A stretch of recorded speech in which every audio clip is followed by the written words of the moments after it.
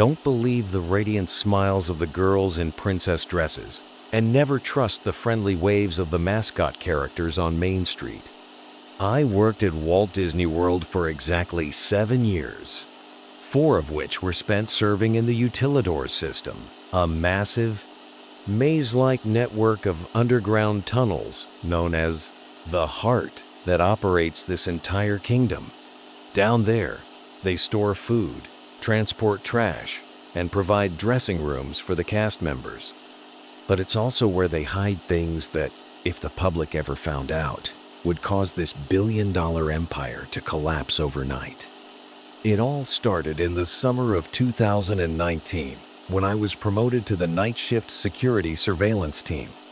My job was to patrol the corridors of the Utilidors from midnight to 6 a.m., ensuring no intruders stayed behind after closing hours and checking the old costume storages. There was a room at the end of the North Corridor, marked on the map as Phase 1 Costume Storage.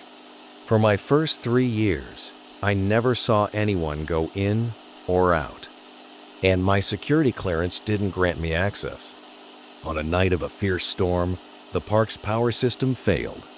The entire Magic Kingdom area was plunged into darkness, and the backup generators were only enough to maintain a dim blood-red glow at the emergency exits.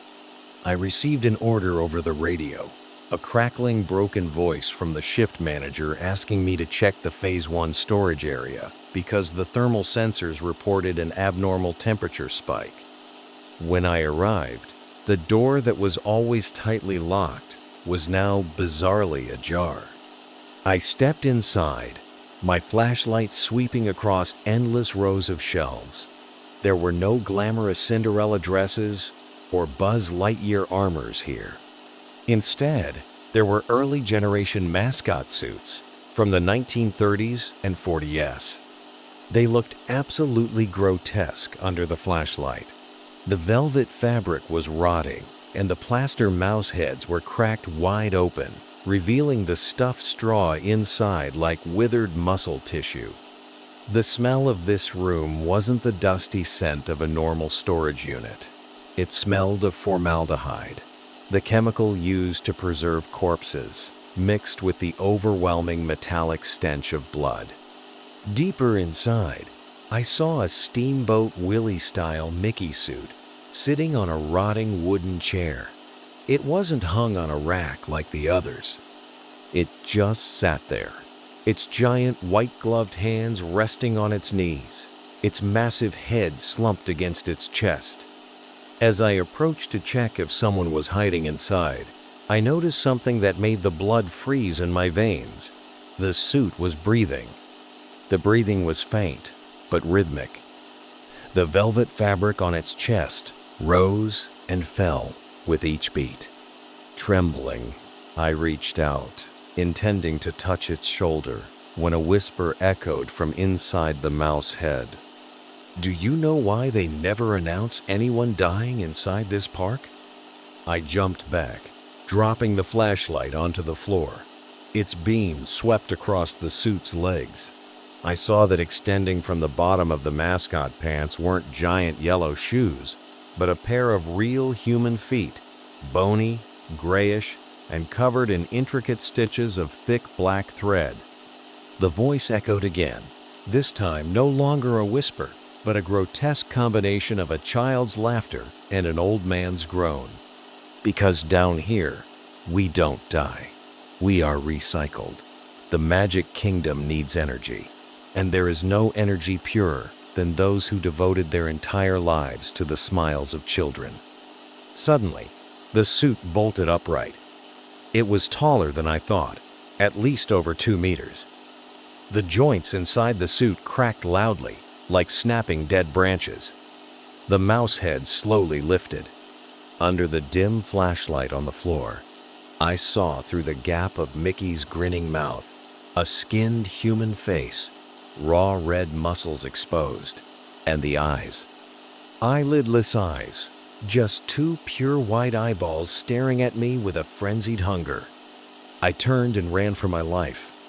I heard heavy footsteps, the thud of bare feet, slapping against the cold cement floor, chasing close behind. A whistled tune of "It's a Small World" echoed, but the melody was twisted, sounding like the screech of a wounded wild beast. I sprinted out of the room, running down the endlessly long utilidor hallway. In the blood-red darkness of the backup lights, I saw other silhouettes beginning to step out from the alcoves. Donald with a snapped beak, Goofy with unnaturally long arms dragging on the floor. All of them had stitches. All of them reeked of decay. I ran to the underground subway control station. I smashed the elevator call button frantically in desperation. Just as the elevator doors opened, I felt a cold, slimy hand grab my ankle. I looked down. It was that Mickey suit. It was crawling on the floor at a terrifying speed, its blood-soaked mouth gaping as if to swallow me whole. Gathering all my remaining strength, I stomped hard on its face, feeling the bridge of its nose shatter under my steel-toed boot. I lunged into the elevator and slammed the close button just as its bony fingers grazed the gap. The next morning, I woke up in the company hospital. They told me I had passed out due to a gas leak in the tunnels and experienced hallucinations. But when I looked down at my ankle, there were still 5 pitch-black bruises, the unmistakable mark of a human hand. They gave me a massive severance package, accompanied by a non-disclosure agreement that, if violated, would land me in prison for life. I tried to forget that night, but every time I close my eyes, I still hear that whistling. I began researching the history of missing Disney cast members. There were dozens of names, all disappearing without a trace after their night shifts. Rumor has it that Walt Disney was obsessed with immortality, and he found a way to keep his most dedicated employees at the park forever. Just last week, I received an unmarked package. Inside was an old plastic mouse ear with my name carved into the back, along with a small message in dried blood. See you on your next shift. Goofy's position is vacant. Now, I never dare to go into crowded places, especially those with cheerful music, because I know that beneath the perfect facade of happiness is a giant machine fueled by flesh and blood. And if you ever wander into the dark corners of the park, be careful when you see a solitary character standing in the shadows. Don't look into their eyes, because you might be looking at your own future. This world isn't just about magic. There's always a price to pay, and at Disneyland, that price is your soul. Every time you hear the laughter of children echoing in the park, remember that somewhere deep underground, things are screaming in agony to maintain that illusion of happiness for you. Mickey is not a cartoon character. Mickey is a cage, and once you step inside, there is no way out. Tonight, that whistling is echoing outside my bedroom window again. I look out and see a tall, gaunt silhouette wearing mouse ears standing under the street lamp. It doesn't move. It just stands there and waves. A slow, mechanical wave, exactly the way the mascots do on the town square. I know my time is up. The Magic Kingdom is calling me back to work. Never, never go into the utilidors after 2 a.m. If you see me down there in a goofy suit with hollow eyes, please put me out of my misery. Don't let me smile for another second in this sweet hell.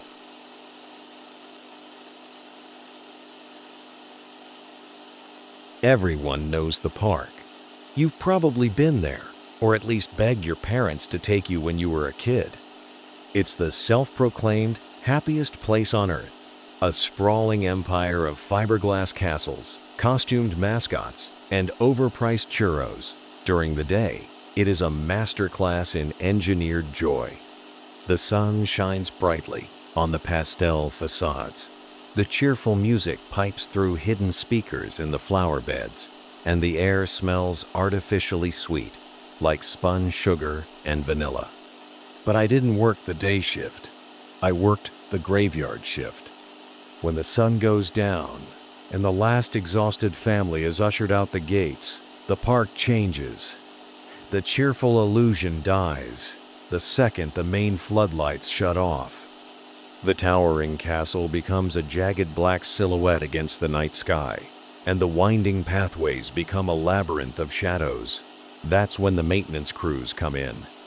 We were the ghosts who kept the machine running, patching up the chipped paint, sweeping up the mountains of trash, and fixing the animatronics that inevitably broke down under the strain of a 14-hour workday.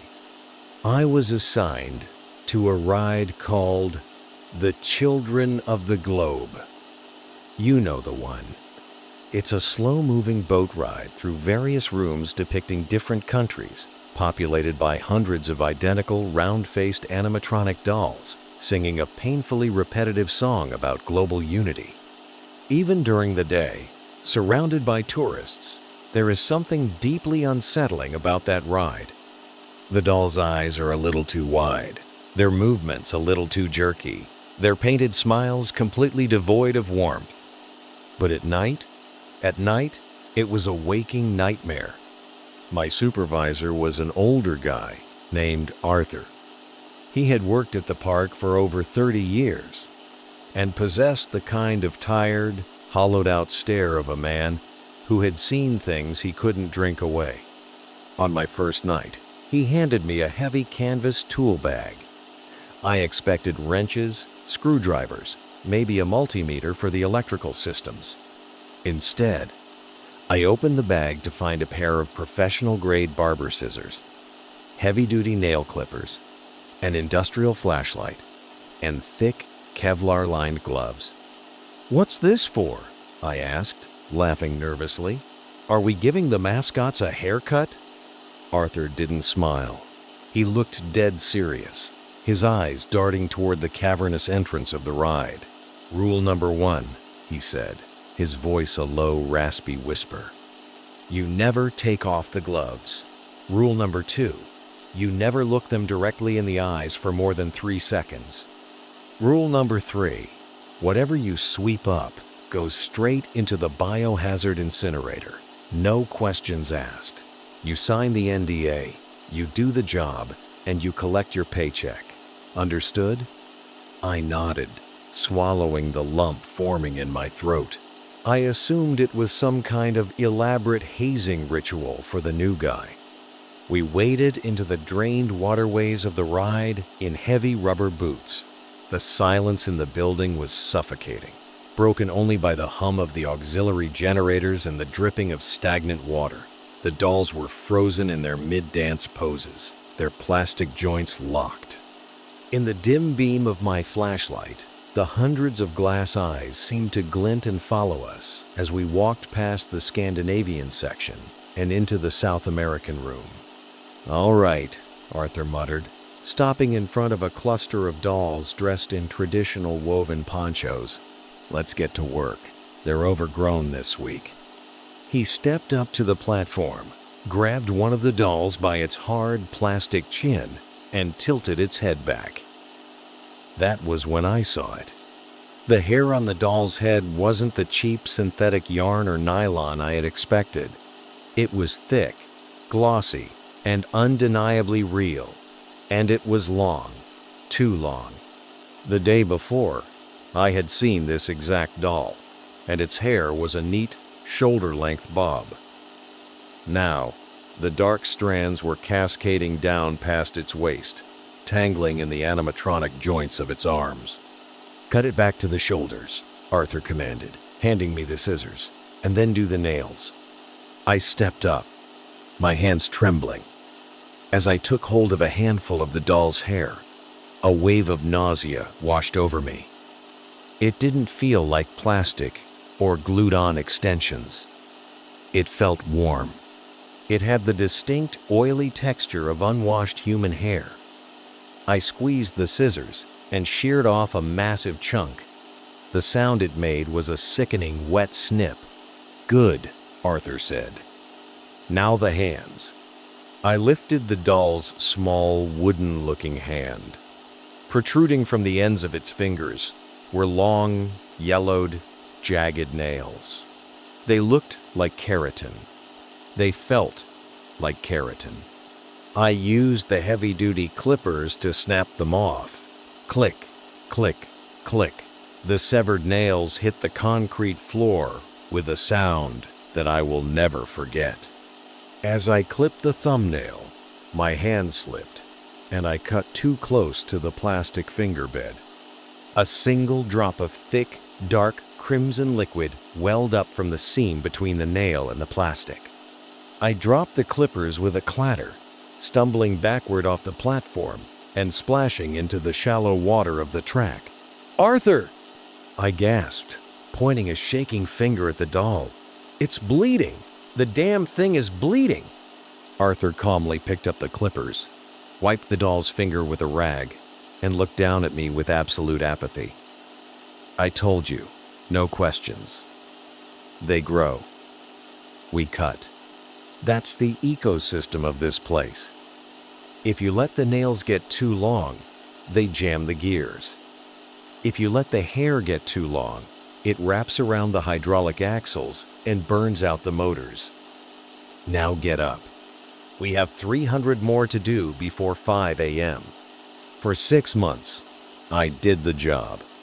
The pay was incredibly high, enough to keep me coming back, despite the absolute terror that gripped me every night. You learn to detach yourself. You learn to treat it like an assembly line. Snip the hair, clip the nails, sweep the piles of biological waste into a black bag, burn it. Don't look at the faces. Don't look at the eyes. But as the summer peak season approached, something shifted. The park was at maximum capacity every day, flooded with tens of thousands of guests. And as the crowd swelled, so did the growth rate in the ride. Instead of needing a trim once a month, the dolls needed it every 2 weeks, then every week. Then it became a nightly chore. The nature of the growth changed too. The hair became thicker, coarser, sometimes changing colors entirely. A blonde doll in the European section suddenly began growing coarse, jet black hair. The nails grew sharper, curling inward like the talons of predatory birds. The atmosphere inside the ride became heavy, smelling strongly of ozone, old copper, and the distinct, unmistakable scent of a crowded, unventilated room full of sweating people. I started having nightmares. I dreamt of drowning in a sea of tangled hair, of hundreds of tiny, sharp nails tearing into my flesh. I started noticing things during my shifts, too. I would trim a doll in the Asian section, turn my back to clean up the clippings, and when I looked back, the doll's head would be tilted slightly to the left, just a few degrees. Not enough to prove it moved, but enough to make my heart hammer against my ribs. I asked Arthur about it one night as we were incinerating the bags behind the maintenance shed. The smell of burning hair was atrocious, thick and gagging. "Arthur, where does it come from?" I asked, staring into the flames. "It's a biological impossibility. Wood and plastic don't grow human cells. Are they? Are they feeding on something?" Arthur remained silent for a long time.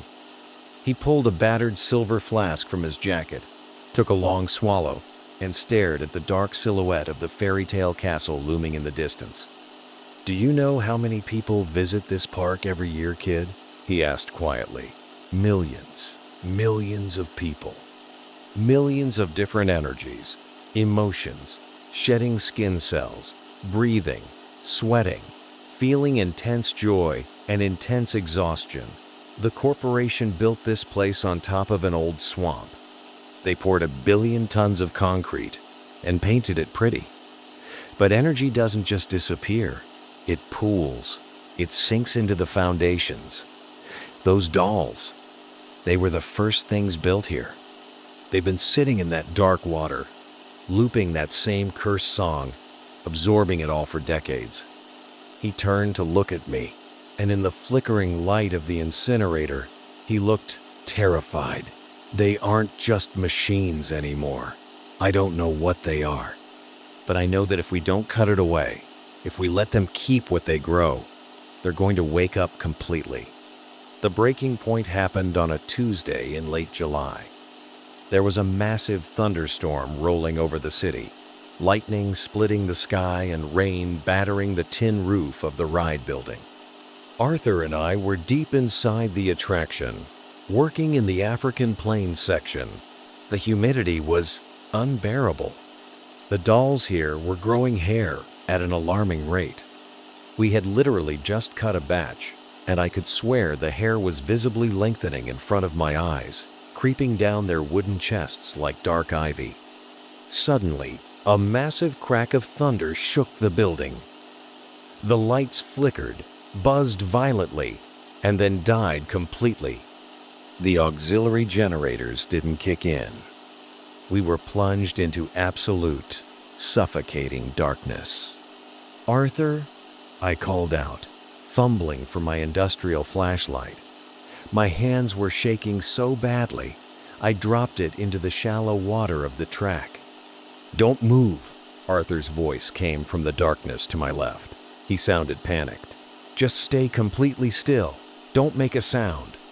Then, the music started. It wasn't the normal, peppy tune. The power was out. The main audio system was dead, but the song began to play anyway. It sounded like it was coming from a warped, degraded vinyl record, dragging slowly. The voices weren't the cheerful chorus of children. They were low, distorted, and agonizingly slow. It's a small world, AFTR, all. "Arthur, turn your light on," I whispered, my voice cracking. Click. Arthur's flashlight beam cut through the dark. He aimed it at the platform. My blood ran completely cold. The dolls weren't frozen. They were moving.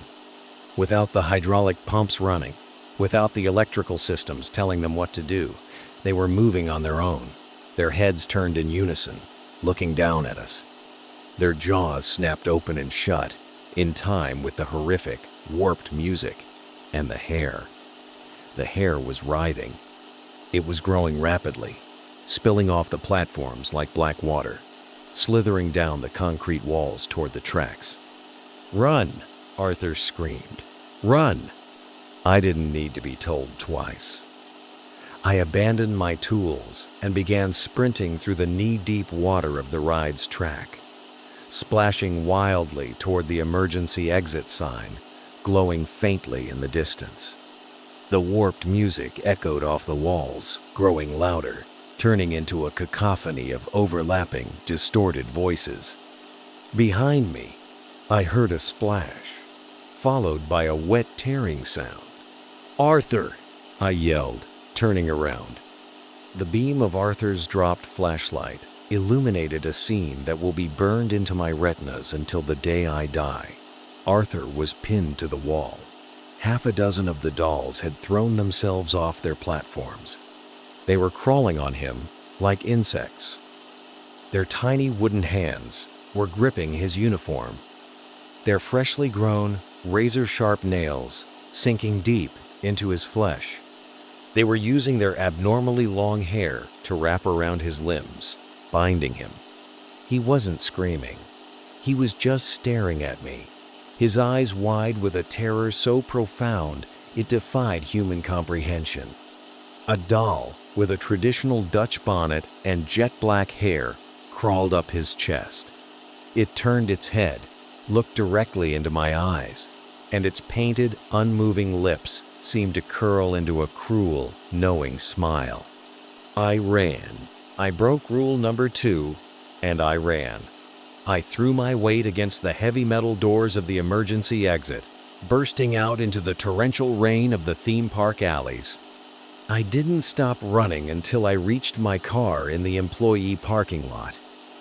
I locked the doors, curled into a ball in the passenger seat, and sobbed until I threw up. I never went back. The corporation covered it up, of course. They're powerful enough to make anyone and anything disappear. The official story released to the staff was that Arthur had a massive heart attack while doing maintenance and fell into the machinery, a tragic workplace accident. They sent his family a large settlement and a lifetime pass to the park. I quit via an email the next morning and moved 3 states away. I threw away everything I wore that night. I try to live a normal life, but I still can't be in the dark, and if I ever hear even a few notes of that song, I have a panic attack. But the real horror, the reason I'm writing this and broadcasting it to anyone who will listen, happened yesterday. It's been months since that night. I was standing in my bathroom, getting ready for work. I rolled up the sleeves of my shirt to wash my hands. On my right forearm, there is a small, pale scar. It's a scratch I got from one of the dolls on my very first night, a tiny nick from a keratin nail that I had brushed off and forgotten about.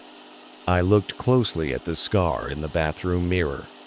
Right in the center of the healed tissue, growing directly out of my own skin, was a single strand of thick, dark, coarse hair.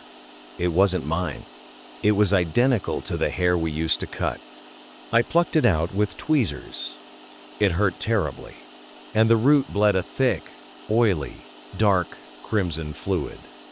This morning, I woke up, and there were 3 more strands growing from the scar, and my fingernails on that hand feel harder today, sharper.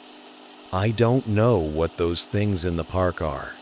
I don't know what they infected me with, but I know that they are growing, they are hungry, and they are spreading. If you take your family to the kingdom of dreams, by all means, enjoy the fireworks, eat the churros, take pictures with the mascots. But whatever you do, if you find yourself drifting through the dark, cold water of the children of the globe, and the ride breaks down in the dark, don't look at their nails, and whatever you do, pray they haven't grown too long.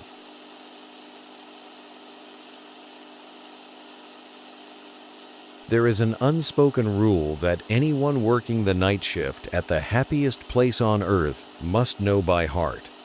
Never stare into the eyes of the animatronics for too long during a power outage. I used to be a senior maintenance technician, responsible for servicing the hydraulic systems and microcircuits for the animatronics in the Hall of Presidents. My work usually started at midnight, when the last guests had left the park, leaving behind a chilling silence. The pay was high, the benefits were excellent, but in return, you needed nerves of steel to face the uncanny valley every night. Over 40 wax figures shaped like us, presidents are equipped with the most sophisticated motor systems to blink, breathe, swing their arms, and give speeches just like real people. By day, under the brilliant stage lights and grand music, they are marvels of technology. But at night, when only my flickering flashlight swept across those silent faces in the dark, they looked like corpses, waiting for the right moment to come back to life. And among them, the most terrifying figure, but also the greatest masterpiece, was Abraham Lincoln. The Abraham Lincoln figure wasn't like the newer animatronics produced later using carbon materials and 3D printing technology. It was one of the first originals, handcrafted in the late 60s and early 70s. Lincoln's skin was made from a special silicone and rubber mixture, supposedly formulated by a genius sculpturing engineer named Arthur Pendleton himself. Arthur was a legend in park design circles. Rumor had it he had a strange obsession with perfection. He wanted Lincoln to not just be a machine, but to have a soul. However, on a rainy October night in 1970, Arthur Pendleton vanished without a trace. Police reports noted he left the workshop at 2 a.m. but never made it home. Police found his car parked next to a lake a few miles from the park, but no body. The case gradually faded into oblivion, becoming a ghost story that former employees often told to scare the rookies. I never believed those stories until that fateful night, the early hours of November 14th. That night, I received an emergency maintenance order from management. Reports from the day shift stated the Abraham Lincoln figure was experiencing issues with facial movements. The target's jaw muscle is jammed, creating a nasty clicking sound, and the left eye seems to be drooping, out of sync with the rest of the face, the memo read. I grabbed my toolbox, traversed the cold underground corridors to reach the main stage of the hall. The distinct smell of an old theater, musty carpets, hydraulic oil, and ozone hung heavily in the air. I turned on the maintenance lights. The stage lit up with a cold white glare. 44 presidents stood and sat in various poses, completely motionless. In the center, Abraham Lincoln sat in an upholstered velvet chair, his long, rugged face bowed to his chest, as if deep in a heavy slumber. I approached, climbing onto the podium. The feeling of standing next to a nearly 2-meter tall puppet in a silent space always gave me goosebumps. I started unbuttoning Lincoln's tailcoat, revealing dozens of complex cables and hydraulic tubes running along the metal spine. According to protocol, to fix the jaw and eye, I had to open the silicone skin from the back of the neck. Beneath the hand-implanted sheep's wool wig, there was a cleverly designed small slit for technicians to stretch the silicone and access the mechanical skull inside. I used a flat plastic pry bar, carefully sliding it into the slit. Aged silicone often becomes brittle and tears easily if not handled with care. I applied some lubricant and began to pull. Click. R. A strange noise emanated from inside the puppet's neck. I jolted backward. Lincoln's eyes suddenly snapped open, the jammed left eye twitching in disjointed rhythms, staring blankly into the void. Just an electrical leak, or a drop in hydraulic pressure, I reassured myself, wiping the cold sweat from my forehead. I cut all backup power to the puppet to ensure absolute safety. The glass eyes slowly closed.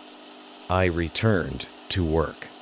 However, when I applied force to peel the skin away from the nape, I noticed something was wrong. This silicone layer wasn't soft. It stuck tightly to the inner frame, as if it had been melted and fused into one. I applied a bit more force. Ree! A tearing sound echoed through the silent space. My heart dropped to my stomach. I had just torn the facial skin of the most expensive animatronic in the park. The tear ran from the back of the neck, diagonally across the temple, and ripped a large patch off the left cheek of the Lincoln figure. Panicking, I shone my flashlight into the tear, hoping the titanium and fiberglass frame inside wasn't damaged. But what I saw under the beam of that flashlight changed my life forever. There was no titanium alloy, no carbon fiber or synthetic resin. What appeared beneath the wrinkled, yellowed silicone skin was bone. I staggered back, tripped over my toolbox, and fell flat on the wooden stage floor, my eyes still fixated on the gap in Lincoln's face. Impossible. I rubbed my eyes, thinking I was hallucinating from inhaling too much oil vapor or from overwork. I picked up the flashlight, trembling as I approached once more. I used 2 rubber-gloved fingers to slowly peel the torn patch of silicone to the side. A human skull. A real human skull. The bone color had turned a dry ivory yellow. The cheekbone structure protruded. The craftsmen of yesteryear hadn't built a metal frame for Lincoln's head. They had used a real skull as the core mold, then applied the silicone directly onto the bone surface. The sheer horror made me nauseous. My dinner rose to my throat. I looked closer at the left eye socket, where the glass eye was jammed. Through the natural socket of the skull, the creators had crudely drilled holes through the sphenoid bone, threading copper cables and hydraulic tubes deep into the empty cranial cavity. The lower jawbone was kept intact, connected to the upper skull by rusted steel hinges, screwed straight into the marrow. That was why the puppet's jaw muscles moved so naturally it was macabre. The teeth. Oh God, the teeth. The puppet's teeth weren't molded plastic. They were real human teeth, some of which had fallen out, revealing fake plastic gums plastered on to cover it up. On the lower left first molar, there was a gold filling. And then, a memory from old library newspaper articles flooded my mind. Arthur Pendleton. A photo of him smiling at the groundbreaking ceremony. A radiant smile with a gleaming gold-filled tooth. The scent wafting from the cranial cavity wasn't just machine oil. It was the smell of formaldehyde, the smell of embalming chemicals mingling with the pungent odor of decay that had been trapped for decades beneath the airtight rubber layer. This puppet, this Abraham Lincoln, was Arthur Pendleton. He hadn't run away. He had become a permanent part of the masterpiece he created. Could it have been a horrific workshop accident and management covered it up?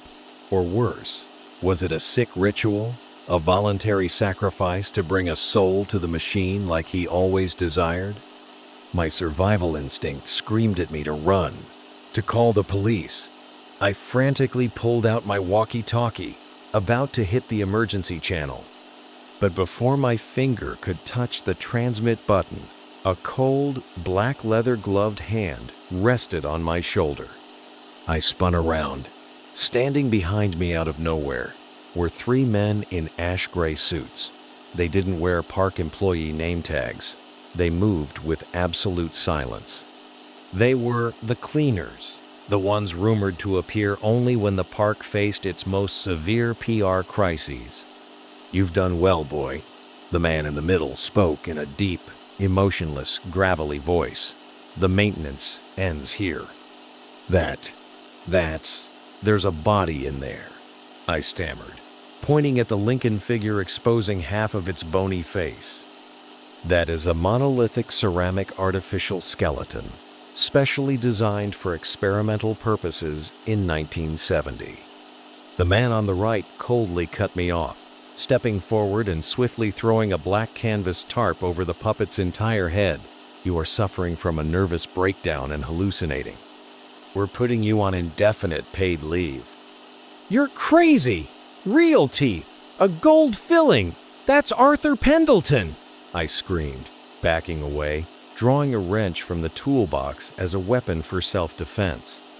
The man in the middle sighed softly, a twisted half-smile appearing on his lips. "You know, there's a reason our animatronics are more lifelike and authentic than anywhere else in the world. Technology is one part, but the soul, the core inside, is what makes the magic." He took a step forward, pinning me to the edge of the stage. His eyes were as sharp as scalpels. "Do you think this hall has 44 presidents? Do you think the pirate area has hundreds of pirates? Do you think the Haunted Mansion needs how many artificial skeletons to create the most realistic-looking ghosts?" His words were like an ice block hurled straight into my brain. My whole body trembled. The wrench clattered onto the wooden floor. "Remember," he leaned close to my ear and whispered, "this park was built on dreams, and sometimes to keep those dreams alive forever, We need people willing to dedicate their entire bodies. Would you like to become a part of this dream? I hear we're preparing to debut a new puppet for the Wild West frontier area. I don't remember how many non-disclosure agreements I signed that night. I only remember being escorted out of the park in a closed van, my phone and personal documents completely confiscated. My bank account received a massive sum of money, accompanied by a brief note, for a long retirement, don't talk in your sleep. 5 years have passed since that night. I moved to a remote, snow-covered town, cut off all contact, and never used the internet without heavy layers of encrypted security. But every time I close my eyes, I still can't erase the image of the empty eye socket of that skull and the way the jammed glass eye twitched inside that natural bone cavity. And what terrifies me the most isn't the truth about Abraham Lincoln. What makes me wake up in cold sweats every night is recalling how my flashlight swept across the other figures on the stage that night. George Washington, Thomas Jefferson, Theodore Roosevelt. During a power outage, beneath that perfect silicone layer, how many of them are still silently screaming in the dark, permanently trapped inside those machines to entertain millions of tourists every day? If you ever have the chance to visit the happiest place on earth, buy a ticket to the Hall of Presidents, choose the first row. And when the Lincoln puppet stands up, smiles, and swings its arms to give a speech about freedom, look closely into its eyes. You will realize that the light inside those glass eyes is not the reflection of the stage lights. It is the light of a soul crying out for help.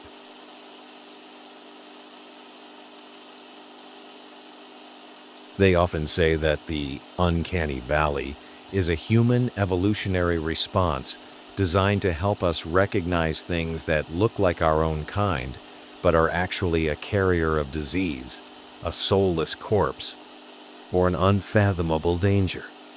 Anyone who has ever stared into the glass eyes of an animatronic doll in a theme park has felt that familiar chill creeping down their spine. I am Hoang, a former night shift maintenance engineer at D-Land, a theme park famously dubbed the happiest place on earth. My job began when the giant iron gates closed.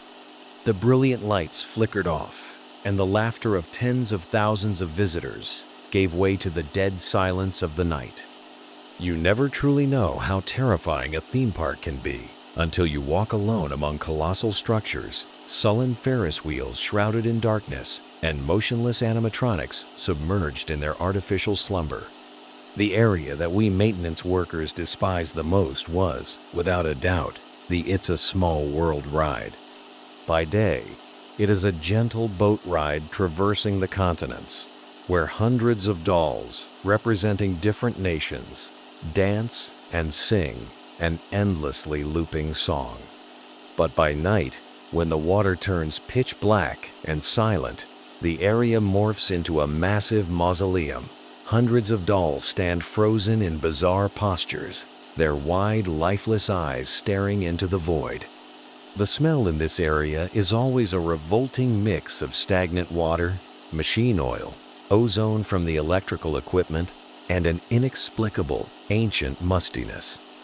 The incident occurred on a rainy November night. Fog from the artificial lake had rolled into the ride's tunnels. At 3:15 a.m., my walkie-talkie crackled with the voice of the shift supervisor. Hoang, the sensors in Sector 4, Southeast Asia, are throwing an error. There's an animatronic out of sync, causing a mechanical jam. Go in, check it out, and cut its power so the mechanical team can deal with it tomorrow morning. I sighed, grabbed my toolbox, clicked on my heavy-duty flashlight, and stepped through the employee back door. Stepping inside, the temperature seemed to drop several degrees. The familiar, cheerful theme song had been turned off, replaced by the drip-drop of water leaking from the ceiling and the static hum of faulty speakers. I walked along the edge of the narrow, steel mesh maintenance catwalk running parallel to the water channel.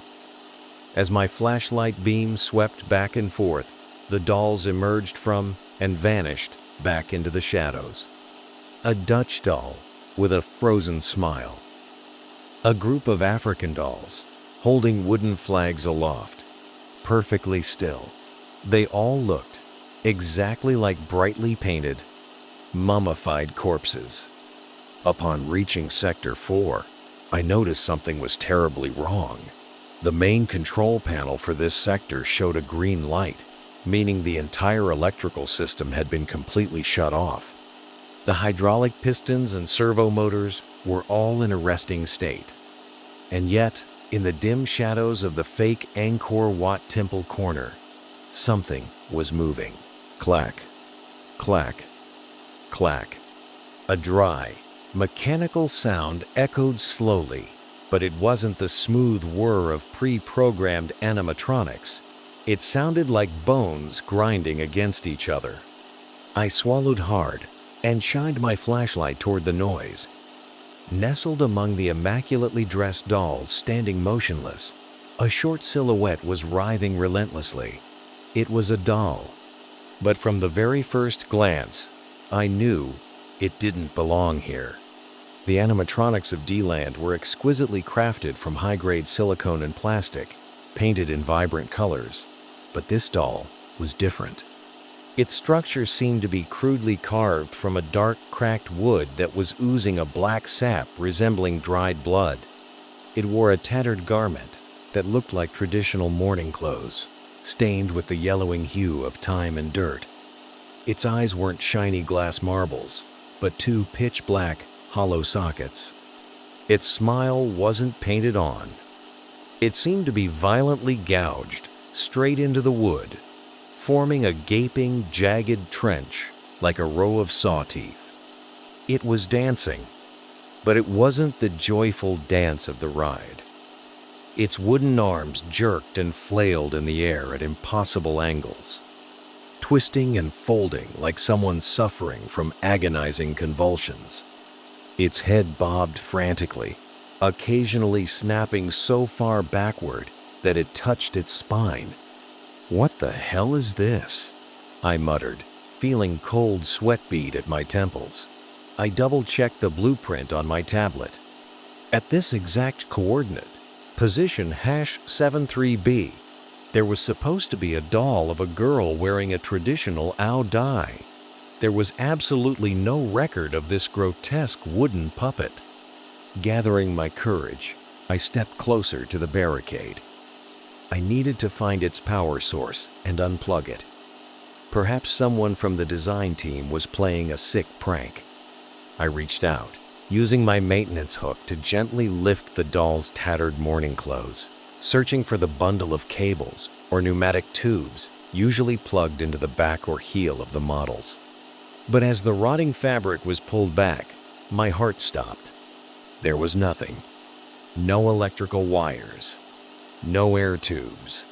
No mechanical hinges. Not even a base connecting it to the floor system. This doll was completely detached. It stood on bare, rotting wooden feet, yet it was dancing on its own, powered by some unseen, unnatural force. At that exact moment, my nose caught a pungent, putrid stench emanating from it, the smell of rotting meat and graveyard dirt. Suddenly, the doll's flailing arms stopped dead in midair. Its sharp wooden fingers slowly pointed straight at my face.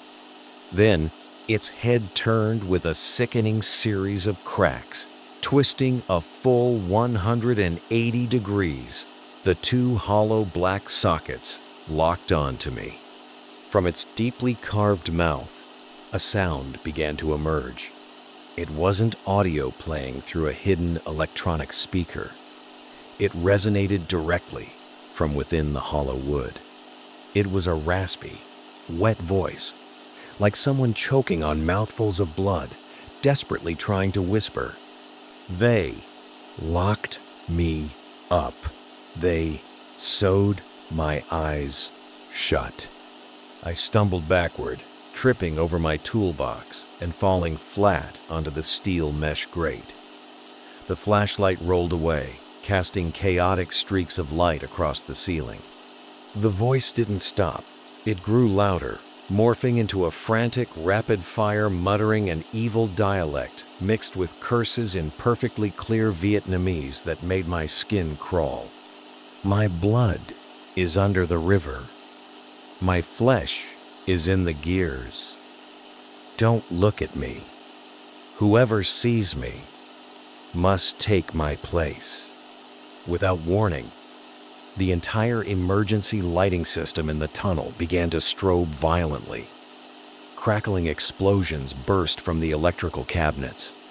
The water in the pitch-black canal began to violently bubble, releasing an overwhelmingly rancid odor. But the true horror didn't stop there.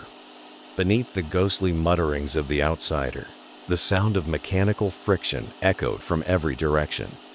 To my absolute horror, I realized that the hundreds of dolls in the Southeast Asia sector, the dolls that were supposed to be completely depowered, were moving in unison, but they weren't dancing to the song. They were all slowly turning their heads. Hundreds of soulless glass eyes. Hundreds of frozen plastic smiles. All of them staring down at me. Take my place. Take my place. Take my place. The outsider began to shriek with maniacal laughter, a sharp, piercing sound like fingernails scraping a chalkboard. It lifted one wooden foot off its invisible pedestal, preparing to step down into the water. I don't remember how I screamed. Pure survival instinct took over. Abandoning all my gear, I scrambled on my hands and knees across the rusty steel mesh, running blindly toward the nearest exit door. The clattering of hundreds of dolls twisting their bodies behind me sounded like a massive swarm of awakening insects. Water splashed violently behind me. Something was swimming through the dark canal, giving chase. I smashed through the emergency exit door, bursting out into the foggy night, slipping on the wet grass, gasping for air like I had never breathed before. The very next morning, I submitted my resignation without a single word of explanation. The shift supervisor called, cursing me out for abandoning my equipment and somehow destroying the electrical board of Sector 4, which caused all the support bases of the dolls in that area to collapse completely. When I tentatively asked an old colleague about the doll at position #73B, he remained silent on the phone for a long time before whispering, "You saw it too? It's not real, Hoang." It's what the veteran engineers call a spontaneous system error. Once every few years, it shows up, always in a different sector. Don't ever look into the workers who went missing during the construction of this ride's water tunnels. Years have passed. I now work a boring desk job, staying far away from anything related to mechanics or entertainment. But sometimes, on dead silent nights, when I close my eyes, I still hear the song "It's a Small World" echoing in my ears, distorted and full of static. And beneath that cheerful melody, there is always the grinding sound of sawing wood, accompanied by a chilling whisper, slowly drawing closer. Whoever sees me must take my place. And I know, somewhere deep within the dark tunnels of that amusement park, the outsider is still standing there. It needs no electricity, no wires. It ceaselessly dances its macabre waltz among hundreds of soulless plastic corpses, smiling, waiting for the next night shift maintenance worker.